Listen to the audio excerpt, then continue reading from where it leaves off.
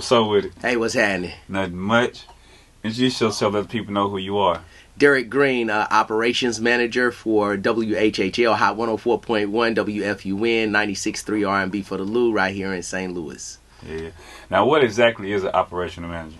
I am the step above a program director. However, I don't have program director, so I'm the program director for both stations as well. So I do have an assistant program director, Princess Storm, who does a lot of work for me on WHHL on Hot 104.1. But it makes me be responsible for everything that you hear that comes out of the speaker. That's everything from the music to the imaging that goes in between, the promos, all of that stuff. I'm responsible for that work. Okay. I know you got the segment where you do like the topic of the day. Yeah. Topic of the day, man. 3 p.m. every afternoon, Monday through Friday. Okay.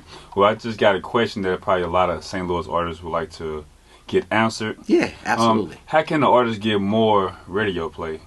You know, I always talk about this. This is one thing that I really stick hard on.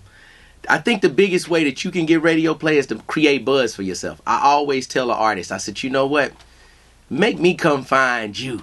You don't have to come see me. If you hot out here in these streets, I'm going to come find you. Ask Mud Bugatti. When he got hot, I said, who is this dude? I need to find out who he is. I went searching for him. You know, eventually it pops right up. I get it. I say, hey, man, look, I need a clean version of your record. He got me a clean version of the record. The record went in rotation. It's simple as that. Get out here and get in these streets. Make your name buzzworthy, and I'm going to come find you. You don't have to find me. Yeah, I deal with the same thing on the interview aspect of that. Like, people reach out to me. I don't really care about like the buzz. It's more so the story behind you as a person. As far as like with the local artists, majority of them, the ones that's really popularized, don't have really like clean versions of their songs. And then it's not really radio play friendly music. So I would say, just, you know, maybe you can speak on this more, but artists need to be more, I guess, versatile in a sense. If you are looking to grow and expand, if you looking to do something on a major scale, if you looking to be on a major label, you're not gonna find the baby without a clean version to any of his songs. He's gonna make sure that is already taken care of when he's in the studio. You know, I hear this a lot. Man, they don't play my song on the radio. Well, I don't even have your song, and then I don't even have it clean. So sometimes that kind of bothers me a little bit, because it's like, okay, so if you are looking to do something major and you looking to do something big, then you got to think on a larger scale. I mean, I think about now there are 4 to 5 artists that are in rotation right now on Hot 104.1, local artists from St. Louis, and they made sure that all of them, they all had buzz when I got their projects. And not only that, they also made sure that they had clean versions when they got to me. So that is something that I think each artist needs to work a lot on, is just making sure that they have a radio-friendly, edited version of their song. Don't say my song's not playing on the radio, but you don't even have a radio version. Exactly. Now, how long have you been in the field? Man, 20 plus years. Grew up in radio. As a young tyke, used to call my mom and say, hey, look, you know what? They doing a live broadcast at this car dealership. I need to go over there and meet the DJ. And so for my 11th birthday, I got a pair of turntables. I started mixing and cutting. And I was a battle DJ for a little while. And then I decided that, you know, I was just going to rock parties. I DJ'd all through high school, all through college. And I got my first radio gig as an intern. And this is all I've ever done my whole life. I worked at Hardee's when I was 16. And since then, I've been in radio 150%. This is it. As they say, I'm 10 toes down. And you said your first gig was at 98.3, the beat? No, my first gig was at WEUP in Huntsville, Alabama. Okay. I was an intern, and then I worked my way up to being a part-time jock. I did a night shift there for about 4 years. I thought that I was going to get a full-time position, and they never gave me the full-time position, so I left. I left the market and went to another market and became a DJ there and got a full-time gig. Okay. And what market was That would have been Jackson, Mississippi. Okay. WJMI. And Alabama, that's what you went to school, right? Alabama A&M University, you know, the maroon and white. You know, I'm a Bulldog to heart. You know what I'm saying? Shout out to all my A&M alumni and grads. You know, last year we won the SWAC in football, and you know, this year we wasn't so successful. But you know what? The biggest thing that I recognize about our football team at Alabama A&M is that our quarterback is from St. Louis. Hey, well, they're doing good this year. Yeah, we've been above average. You know what I'm saying? They're doing good. The recent game was, I think it was the 4th. I want to say I know it was just recently. Mm-hmm. And they next game, it was December 4th. Should I be correct? Yeah. They went against Georgia Bulldogs. Oh no, you talking about Alabama Crimson Tide? Yeah, Crimson Tide. I'm talking about Alabama A&M. I went to a HBCU, a black college. Yeah. So, I'm confused. Yeah. I see that you're a big fan also of them. I am. I'm a Alabama all over fan, man. I love Alabama basketball, Alabama Tuscaloosa football. I'm a big Alabama fan. Roll Tide, man. You know, that national championship belongs back in Titletown and T-Town in Tuscaloosa, Alabama. That's all I'm gonna say. I said they doing their thing. I think they just like I said, Georgia, they gave them their first loss. Mm-hmm. Yep. You know that's how my name, the Nick Saban of radio, came about. Because I do a lot of my coaching and teaching to my talent and to my staff from the teachings of Nick Saban, the head coach of the Alabama Crimson Tide. That's where I got it from. Yeah. Now, throughout the years, with the various stations that you worked at, is it any difference, like from the previous stations to the station that you currently work for, as far as in St. Louis? Every city's different, man. Mm-hmm. Every city has its own thing. Every city has its own niche. Every city has its own culture. And as a program director, you go into a city or a market and you learn the culture of the people and what people are interested in. One thing that I noticed when I first moved here is none of the local artists were getting played on the radio when I got here at all. It's one of those situations where there was a hunger and a culture of artists that wanted to do stuff, but they weren't really getting any love and any play from the radio station. I walked into several markets that had the same problem. Now there are local artists here in St. Louis that are getting record deals. Mm-hmm. The radio station is not responsible for that. They are responsible for the work that they put in to get those record deals. We just help facilitate some of those things. Mm-hmm. Especially like we said with the radio play, I'm sure that helps. Mm-hmm. Absolutely. Like you don't necessarily need, but it looks good that you have support from your city.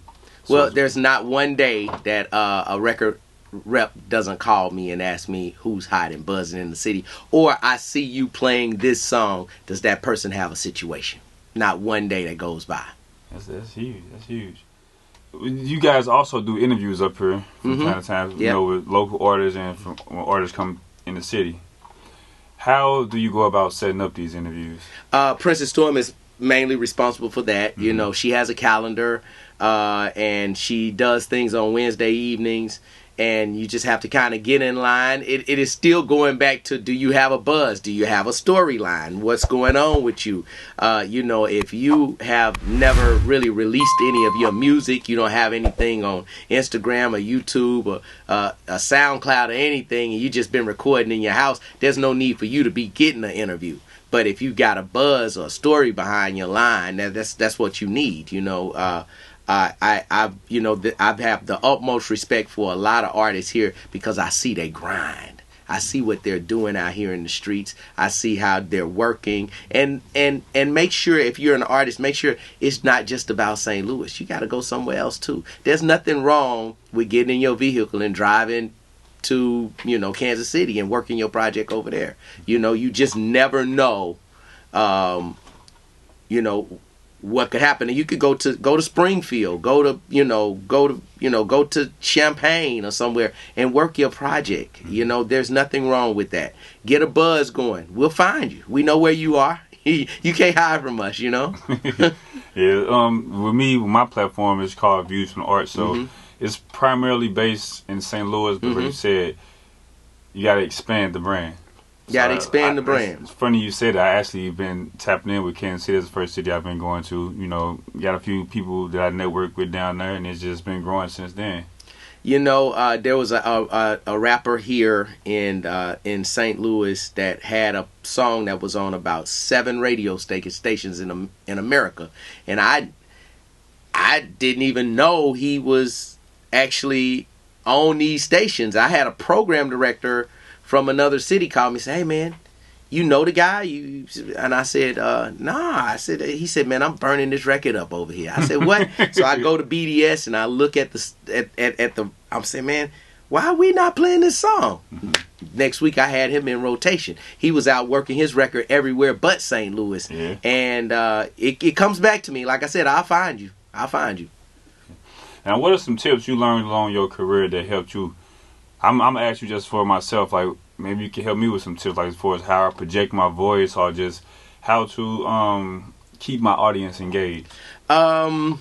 Tips. It's a conversation. Everything that I do is a conversation. When I talk to people on the radio, I'm not talking at those people. I'm talking to those people. I talk to one specific person. If you are in your car driving, you might have a whole conversation with me in the car. Because I'm talking to you specifically, just that one person, and I'm expecting a return. I can't hear what you're saying, but I know you out there saying something. So I know that is the biggest part that I take out of this, is just having a full conversation with people. I'm not an announcer. I'm not announcing anything. I'm having a talk with you. I talk to people during the topic of the day. In the 4 o'clock hour, I'm talking to people. I just want to have a conversation with you. I want you to feel like I'm your homeboy. We just talking. You know, we just chopping it up. That's it. Yeah, that's kind of my style with my interviews. Is kind of just, you know, try to keep the conversation flowing. You know, just trying to keep it casual, well, you know, natural. Yeah, right. And that's really what that's really what I do in radio. That's really what how I teach my jocks. I teach all my DJs.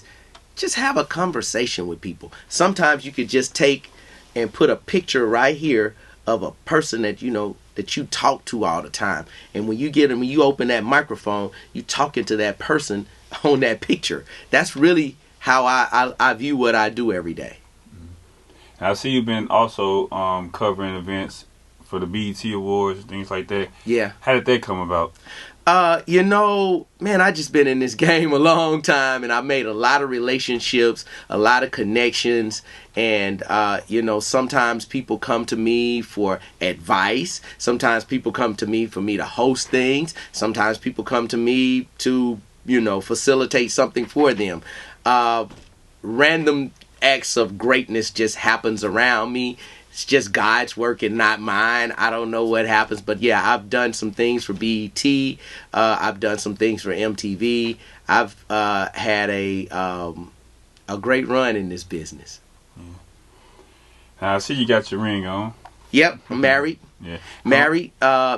3 kids. My older son, Derrick Jr., lives here in St. Louis, and he is a graduate of Tennessee State University, and just a super guy, real good guy, and a whole lot of fun. I have 2 smaller kids. My son Reese is 6 years old, and my daughter is 15 months. Her name is Willow, and my wife is here in St. Louis with me, and she is, she's the most awesome person I've ever met in my life. You know what I mean? And she's very professional and just beautiful inside and out. I know a lot of people in our community are somewhat iffy about marriage. Let me just say it's the best thing that ever happened to me. Yeah, I was just gonna say, like today's world, just the youth, they real quick to kind of give up on love. Well, they don't see a lot of value in it, because even me, younger than I was, I didn't see a lot of value in it. But as I've grown older, I look at a person taking 2 nickels and making a dime. As opposed to you just stuck with a nickel. Or I look at growing together with someone who can help me get to where I'm trying to go, and I can help that person get to where they're trying to go. And then what people never look at is the financial advantages of having another person that's your partner, which includes, tax breaks and all types of different tax things that can help you out down the line. It just there's just so many more positives to me in a marriage than it is negatives, but you have to look at it from that angle. If you don't look at it from that angle, it's not going to work out for you. If you go into it say, man, I'm going to get a divorce, you're going to get a divorce. My wife and I,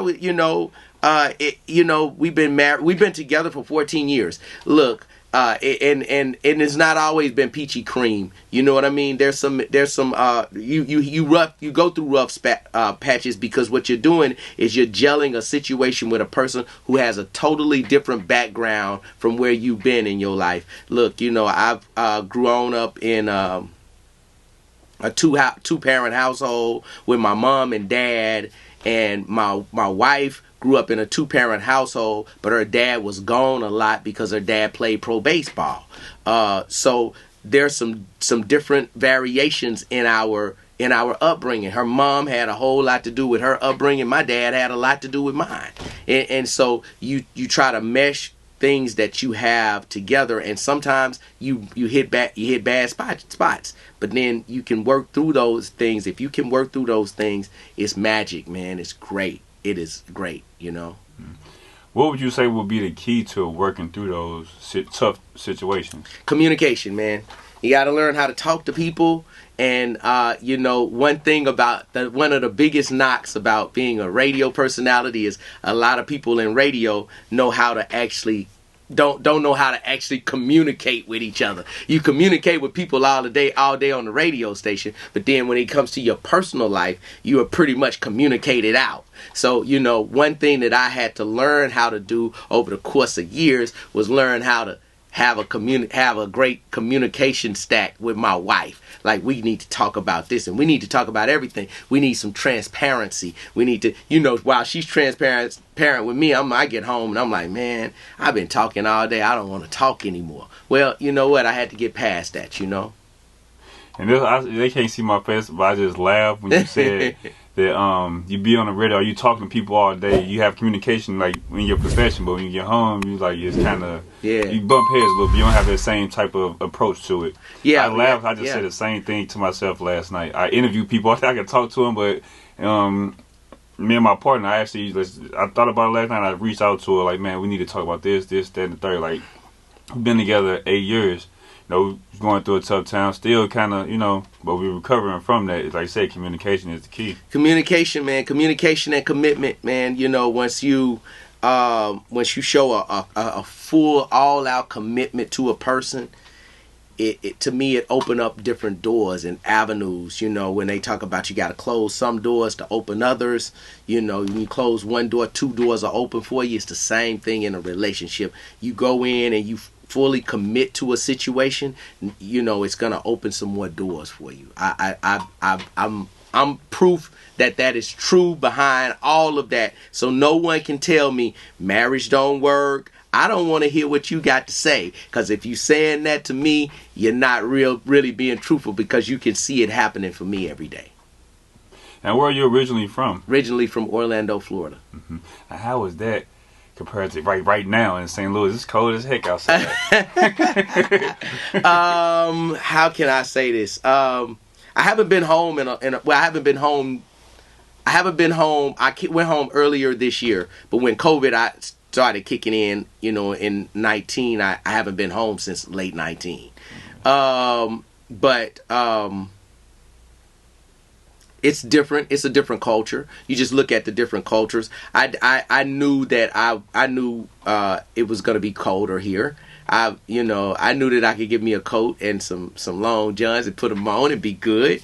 But I love St. Louis, man. Being here now 3 years, looking at what we've been able to build with the radio stations, the relationships that I have made. Orlando's my hometown, but it can't touch where I am right now. I love what we're doing right now. We're doing it right now. And I'm going to go back to you said about the internship, just as far as in media, Mm-hmm, the media field. Do you think schooling is required for that, or just something that, like you said, build a buzz? Maybe they kind of get somebody to reach out to you. That buzz, man. The buzz is. What I've learned is going to college. What my schooling did was open up some doors for me. That's what it did. It gave me some opportunities that others had to work their way up into the game, where my schooling opened up doors for me. I went to Alabama A&M on, thinking that I was going to get into the engineering program, because that's what my mama told me. I was going to be an engineer because you need to be an engineer. So here we go. And I never wanted to be an engineer. I always wanted to be in broadcasting. And I changed my major on my mom without her knowledge, which got me in a lot of trouble for some years. And maybe 7-8 years ago, Mom came in and said, you know what, I think you made the right decision, Derrick. I think you made the right decision. So here we go. I live this lifestyle every day. This is it for me. It's almost like, even though I do have some education to fall back on, it's almost like make or break with me. I'm going to either do it in this business or I'm not going to do it at all. I didn't come to St. Louis. I didn't move to St. Louis for my radio stations to fail. I moved here for us to be winners. I moved here to be a part of the community. I moved here to be a part of this culture. Appreciate you. I appreciate you, man. Do you have, or are there any upcoming, I guess, projects that you have in store with the radio platform? Well, we continually have some things going on here at the radio station. It's a lot of moving parts and pieces. Our next big event is going to be January 23rd. It is a 90s-based R&B show at Ballpark Village.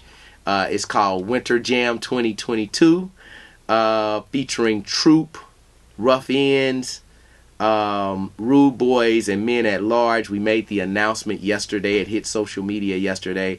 But in 2022, I haven't put the cap on all of this yet, so you guys are getting kind of sneak preview of what I'm working on right now. I'm working on a music conference. I'm working on a music conference because one thing that I found out in the music business here is a lot of people don't have the knowledge. They don't have the knowledge. So I'm working on a music conference that will bring in a minimum of 10 record labels, execs, A&Rs, promotions people. I will also have a panel of legal analysts, people for, lawyers, attorneys, entertainment attorneys. I have a panel of those. I have a panel for streaming, a panel for, so you'll understand how to get your, how to recoup your money off streaming. And all of those things. I'm going to have someone from YouTube, Pandora, that will be here. And we haven't locked everything down yet, but it's in the works. This conference will give you the knowledge that you need to know. So when you go in the studio, you don't come straight to me and say, I got a song. No, it's going to tell you what you need to do to get some buzz behind your song and make some money off your song. And have an understanding, because, a lot of people don't know what BDS and media base are. They have no clue what that is. So if you're watching this interview, Google it and find out what it is. Google is your friend. A lot of people don't know about ASCAP, BMI, CSAC. They don't know those terms or how that works in an advantage for an artist. So Google that. Figure it out. It's there for you. All of that stuff. But what that panel and what that convention will do is it will teach you what you need to do from the studio to the business to getting some money. And that's major, man. That's definitely needed here in the city. That's the idea, and it's gonna be people coming in from Kansas City, Chicago, Indianapolis, everywhere will be coming in for that convention because they want to get that knowledge. You know, they want that knowledge. Yeah. So just coming to a closing here. I mean, I would ask you for some last words, but you I don't know what's gonna top that. But maybe you can just share more insightful advice, maybe to the youth. I'll just say that. Stay consistent. Stay consistent on what you do. Consistency always wins the race. If you can consistently hit a jumper, you can probably make it in the NBA. If you can consistently run touchdowns, you're going to make it in the NFL. And if you consistently making hit records, you're going to win Grammys and all kinds of different things and make you're going to make a lot of money for yourself. I think that's one of the biggest things that our community lacks is consistency. You know, today you're a rapper and tomorrow you're an Instagram model and the next day I need you to stick to what you know and what you have fire to do. What's up under your butt. Listen, I'm a prime example of that. My mom knew that I love radio at 9 years old. I've been doing this my whole life. Consistency has been champion for me. Just consistently coming in here doing what I do every day. That is why I'm on the radio every day, even though I'm running the radio stations and I'm on the air and I got 50 calls coming in and I'm busy. I'm still gonna come in here and do that shift because they need that consistency. You know, when you turn on your radio at 3:00 and you hear the topic of the day, you hear the intro to my song, my show, you know that this is what this is. It's consistent, and consistency wins the race. Shout out to your social media handles. Let the people know where they can find you at. Find me, D Greene Radio on all social media, DGREENE Radio on all social media platforms. Follow me, I'll follow you back. I'm not a funny dude. This is what I do for a living. This is what I live for. Appreciate the time. Views from the Arch.